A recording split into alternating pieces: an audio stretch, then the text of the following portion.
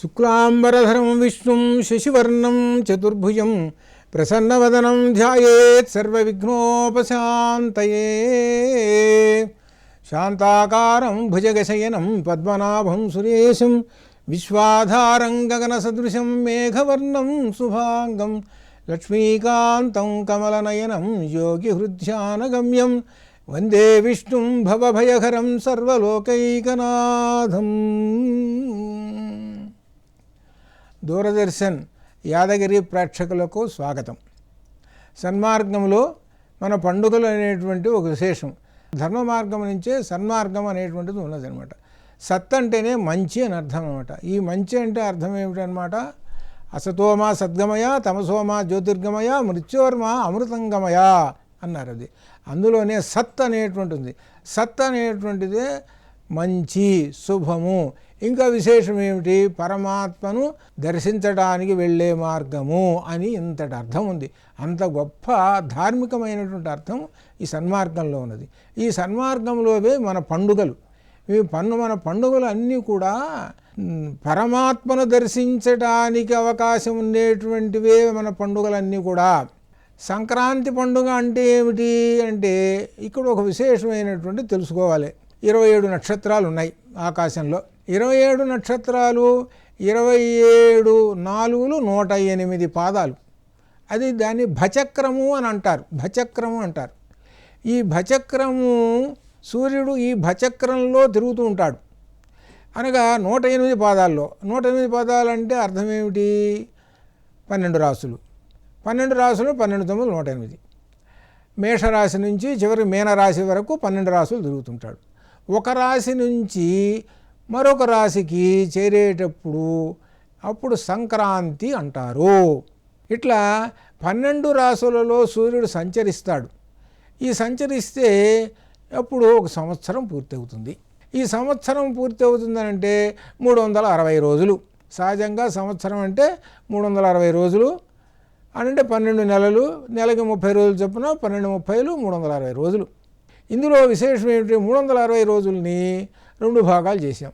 అంటే ఏమిటి? 180 రోజులు 180 రోజులు. ఈ 180 రోజులు ఏమిటి అనేటువంటి దాని గురించి కూడా మనకు భగవద్గీతలో వచ్చింది.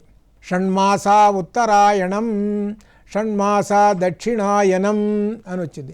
షణ్మాస ఉత్తరాయణం అనగా 6 నెలల కాలము ఉత్తరాయణము, 6 నెలల కాలము దక్షిణాయనము అని అర్థం.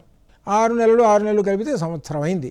ఏమిటి వీళ్ళు 6 నెలలు ఎందుకు చెప్పారు అని అంటే, దేవతలకి మన ఒక సంవత్సరం అయితే దేవతలకు ఒక రోజు, అంటే మనకు సంవత్సరం అయితే దేవతలకు ఒక రోజు. రోజు అంటే ఒక పగలు ఒక రాత్రి కదా. కాబట్టి పగలు ఏమిటి అంటే ఉత్తరాయణము, రాత్రి దక్షిణాయనము. ఇది రాత్రి అనేటప్పటికి మనకు చీకటి అని గుర్తుకొస్తుంది. రాత్రి అంటే చీకటే కదా, మరి అది అర్థం. కాబట్టి ఈ చీకటిలో ఏమిటి మరి? చీకటిలో నడవాలన్నా కానీ అంతా కష్టంగానే ఉంటుంది కదా.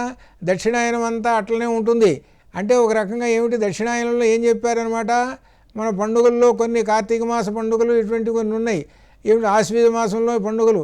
ఈ పండుగలు అన్నీ కూడా వీటిల్లో ఉపవాసాలు ఉండి శరీరానికి ఆరోగ్యాన్ని సంపాదించండి అని అర్థం. ఎందుకంటే దక్షిణాయనం అనేటువంటిది అనారోగ్యాన్ని కల్పించేటువంటి సమయము.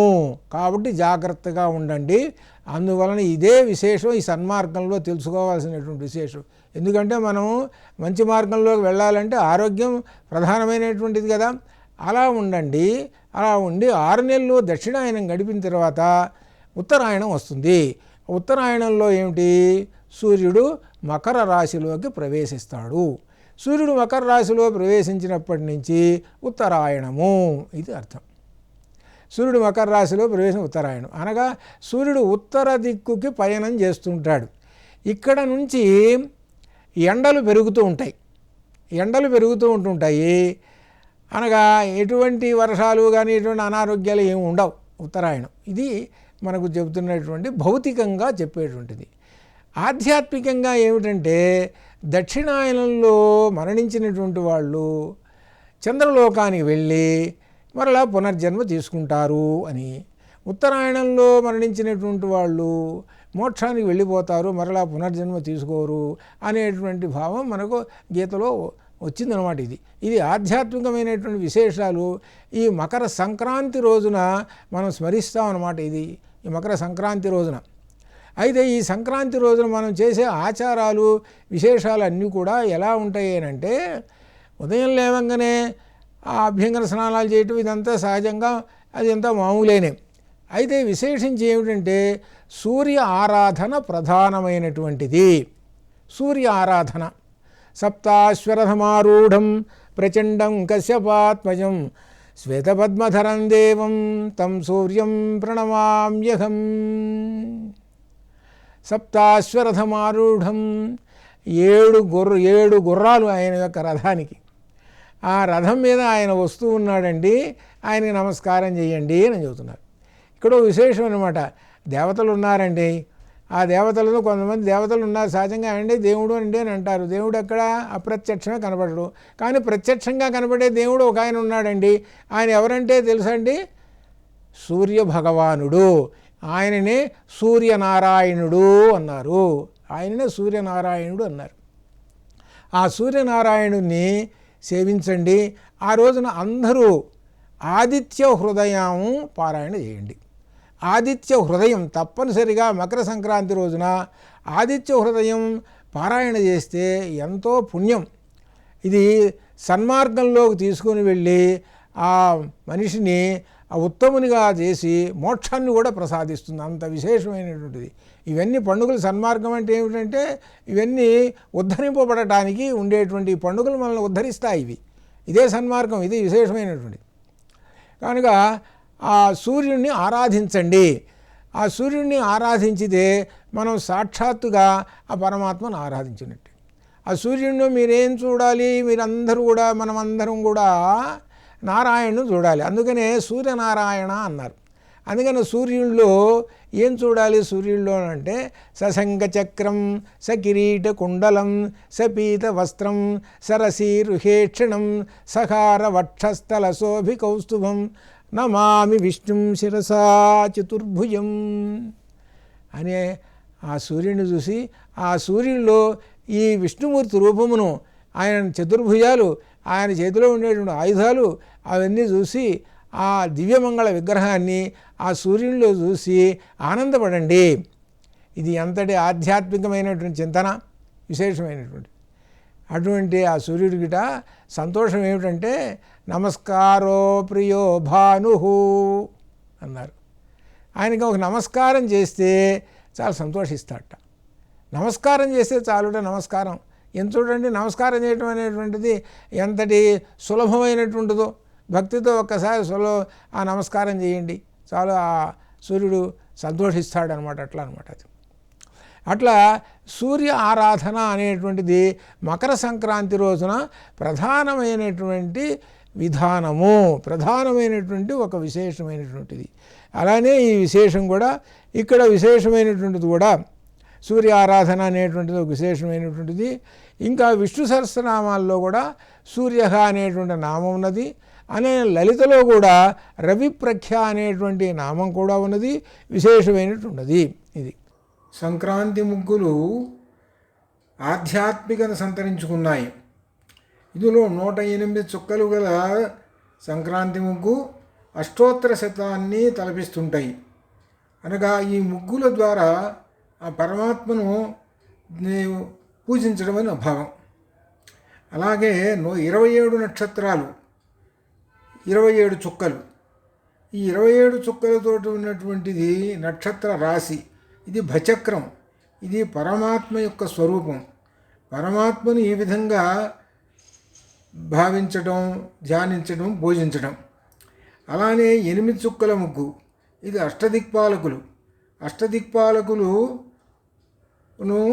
పూజించడం అని అర్థం. అష్టదిక్పాలకులు 8 దిక్కులను పరిపాలించేటువంటి దేవతలు వీళ్ళు. ఈ విధంగా చుక్కల ముగ్గులు 3 చుక్కలు, 7 చుక్కలు, 8 చుక్కలు, 11 చుక్కలు, 27 చుక్కలు, 108 చుక్కలు, ఇవన్నీ సంఖ్య పరమాత్మను నిర్దేశించేటువంటివి. కాబట్టి ఆ పరమాత్మను నిర్దేశించేటువంటి ఈ ముగ్గులలో విశేషం ధార్మికత ఉన్నది.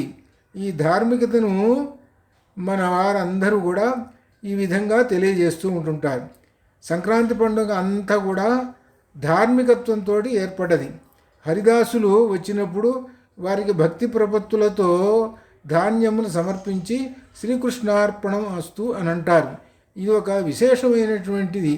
ఇటువంటి విశేషాలతో ఉన్నటువంటి సంక్రాంతి పండుగ తెలుగువారు గాక సమస్త ప్రజలకి, అంతర్ భారతదేశ ప్రజలందరికీ కూడా సన్మార్గమును చూపి ధర్మ మార్గంలో పయనింపజేసి ఆ పరమాత్మను దర్శింపజేసేటువంటి ప్రధానమైనటువంటి అంశము. ఇంకొక అత్యంత విశేషమైనటువంటిది సమాజ వికాసాన్ని పనికొచ్చే ఒక విశేషం ఉన్నది మకర సంక్రాంతి రోజు. ఏమిటంటే దానాలు చేస్తారు. మకర సంక్రాంతి రోజున కూష్మాండ దానముల్ గైకొనంగా. కూష్మాండము అంటే మంచి గుమ్మడికాయలు బ్రాహ్మణులకు దానం ఇస్తారు. ఇట్లా వాళ్ళకు పండిన పంటలను అవి తీసుకొచ్చి బ్రాహ్మణులకు దానం ఇస్తారు. ఆ రోజున చేసే పని. సరే, ఇవన్నీ దానాలు ఇస్తారు, సరే బాగానే ఉంది. అత్యంత ఒక విశేషమైనటువంటిది అందరికీ తెలుసుకోవాల్సినటువంటిది అతిథి దేవో భవ అనేటువంటిది ఉన్నది. రైతు పంటలు పండిన తర్వాత మొట్టమొదటగా ఆయన ఏం చేస్తాడంటే ఆ వరి కంకుల్ని కట్టగట్టి ఆ వాకిలి ముందు ఆ తలుపు దగ్గర ఆ గుమ్మానికి వేలాడదీస్తాడు. వేలాడదీసిన తర్వాత పిచ్చుకలు వచ్చి ఆ వడ్ల గింజల్ని పొడుచుకొని తింటూ ఉంటుంటాయి. ఇదండి అసలు ముఖ్యమైనది. దీనిలో ఎంతటి ధర్మం ఉన్నది, ఎంతటి ఆధ్యాత్మికం ఉన్నది చూడండి. మొట్టమొదట ఆ అతిథులు ఎవరంటే వాళ్ళే చూడండి. అందుకనే సర్వభూతానాం సమస్తమైనటువంటి ప్రాణుల యందు కూడా భూతదయ కలిగి ఉండాలి. అందుకనే మొట్టమొదట ఆ రైతు వాళ్ళకి ఆ పిచ్చుకలకి అన్నం పెడతాడు. అన్నం పెట్టి ఆ సంతోషాన్ని పొందుతుంటారు. చూస్తుంటే ఆ పల్లెటూళ్ళల్లో చూస్తుంటే ఆ పిచ్చుకలు వచ్చి పొడుచుకొని తింటుంటే చాలా ఆనందంగా ఉంటుంటుంది. అప్పుడు పిచ్చుకల్ని తింటుంటే అవి వచ్చి తింటుంటే చూసేవాళ్ళు కూడా చాలా చక్కగా ఉంది, బాగా ఆనందంగా ఉన్నది అని సంతోషిస్తుంటారు కూడా. అది ఇకపోతే పుణ్యస్నానాలు చేస్తారు. అంటే గంగా, కృష్ణ, గోదావరి ఇటువంటి నదులలో పుణ్యస్నానాలు చేస్తారు. అనగా స్నానాలు చేస్తారు అనే అర్థం ఏంటంటే నది అనేటువంటిది ఏమిటంటే పరమాత్మ స్వరూపం. ముఖ్యంగా గంగానది ఉన్నదనుకోండి, గంగానది ఎవరు? పరమాత్మ స్వరూపము. స్రోతసామఖం జాహ్నవి అని భగవద్గీతలో చెప్పారు. అది పరమాత్మ స్వరూపం. ఆ పరమాత్మ స్వరూపమైన గంగానదిలో స్నానం చేస్తాడు. అలానే అన్ని చోట్ల స్నానం చేసి ఆ పరమాత్మను దర్శనం చేసుకుంటుంటారు. ఇంకా విశేషం ఏంటి? పశువులను ఆరాధిస్తారండి. అంత గొప్ప విశేషము. ఆ పశువుల్ని కూడా ఆరాధించుతూ వాళ్ళు సర్వభూత దయాన్ని కూడా తెలుపుతూ ఉంటుంటారు. ఇట్లా ఈ విధంగా మకర సంక్రాంతి రోజున గొప్ప విశేషాలతోటి కూడా మనకు చేస్తుంటారు. సూర్యుడు ప్రత్యక్ష దైవము. ఇంకా నారాయణ స్వరూపమైనటువంటి ఆ సూర్యుడిని ఆరాధించితే గొప్ప విశేషమైనటువంటి మనకు ఫలాలు సిద్ధిస్తూ ఉంటుంటాయి. ఇంకా విశేషమైనటువంటి సూర్యుడు మనకు ఆధారము. సూర్యుడు మనకు ఆధారం. ఎందుకని వర్షాలు కురిపించేటువంటి వాడు ఆయన. అలానే కర్మసాక్షి. కర్మసాక్షి, మన కర్మలకు అన్నిటికీ కూడా సాక్షి ఆయన. మన కర్మలకు మనం ఏం చేస్తున్నామో కర్మ, సత్కర్మ కానీ దుష్కర్మ కానీ ఏమైనా సరే వీటన్నిటికి కూడా సాక్షి ఆయన అనమాట. కర్మ అంటే సూర్యుడు చూస్తూ ఉంటుంటాడనమాట. అనగా సూర్యుడు చూస్తున్నాడంటే సాక్షాత్తుగా పరమాత్మ మనల్ని చూస్తూ ఉన్నాడు. మనం ఏ పనులు చేస్తున్నా, ఏ మాటలు మాట్లాడినా ఏవైనా సరే అన్నీ ఆ సూర్యుడు చూస్తుంటాడు. పరమాత్మ స్వరూపము. కనుక మన ధర్మ మార్గంలో నడవాలి. ఆ ధర్మ మార్గమే సన్మార్గము. ఆ సన్మార్గములో మన జీవన విధానాన్ని జరుపుకుంటూ, మన జీవన విధానాన్ని సలుపుకుంటూ మనం అందరం కూడా ఒక ఉన్నతపదమైనటువంటి చోటకు వెళ్ళి ఆ పరమాత్మను దర్శించుకొని పరమాత్మ యొక్క అనుగ్రహాన్ని పొందాలి అని ఈ సందర్భంగా మనం ఈ సన్మార్గంలో మకర సంక్రాంతి పండుగ సందర్భంగా అందరికీ శుభములు జరగాలని, అందరికీ శుభకరములు శుభప్రదములు జరగాలని ఆ మకర సంక్రాంతి రోజున ప్రధాన దైవమైనటువంటి ఆ సూర్యనారాయణ దేవుని ప్రార్థిస్తూ స్వస్తి.